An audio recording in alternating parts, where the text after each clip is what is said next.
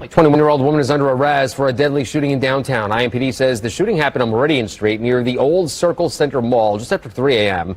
on the day of the Indy 500. Police say they found 3 adults shot there. One of the victims, Gregory Anderson, later died at the hospital. Witness was taken into custody yesterday, booked on a preliminary charge of murder. Here we go. Here we go. This is the infamous Asian woman. This is the Asian woman you guys are all getting your passports to get a hold of. Now, this happened in Indianapolis, so therefore I can talk about it. Now, some time ago, Anton Daniels and me and myself did a video of a shooting that happened in Indianapolis, my city. Anton Daniels gave a bullshit ass commentary because he's not from my city and he can't give you the details. But the shooting we covered was just your typical young black male, misguided black male, lack of good parenting and so forth, just doing the shooting in downtown Indianapolis. Now we have a shooting with an Asian woman. Wow. Now you think Anton Daniels is going to do a video on this? Hell no. Why would he?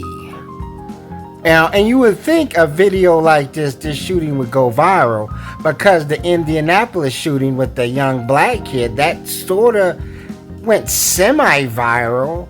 But this is not going to go viral. Nobody's going to talk about it. Hodge twins ain't going to talk about it. Anton Daniels ain't going to talk about it because it's an Asian woman. You think it would because it's unique. Like, oh, wow, we got an Asian woman out here running around, popping off like microwave popcorn.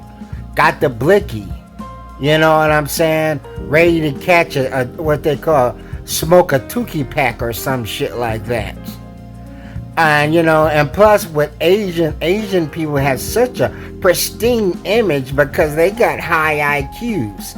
Now, I've said this before that white men are can be like solidarity killers, lone wolves or whatever when they shoot, you know, for some odd reason.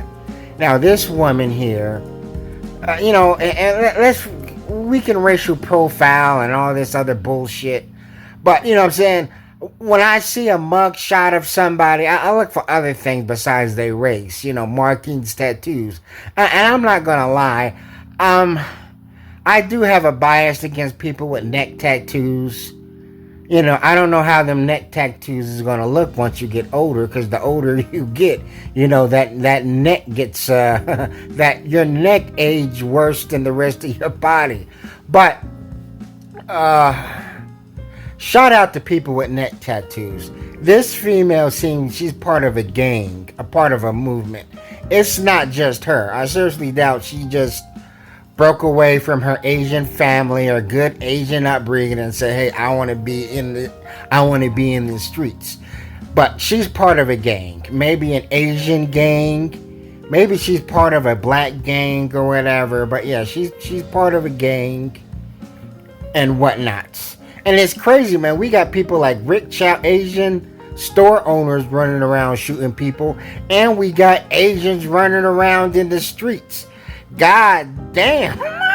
I'm like, shit, it's the Asian invasion. But seriously, there is a community of Asian people here in my city. Well, they live outside my city in Greenwood. And these Asian people are from like an impoverished country. I think they're they're part of an asylum or something. But you know, not all these Asian people, you know what I'm saying, are just these well-educated people who families making $300,000 a year. We got Asian people on welfare because they're from a certain Asian nation, maybe Cambodia or Burma or whatever. But, you know, I've came across these poor Asian people that's on welfare, that's living, that our government, our Republican government,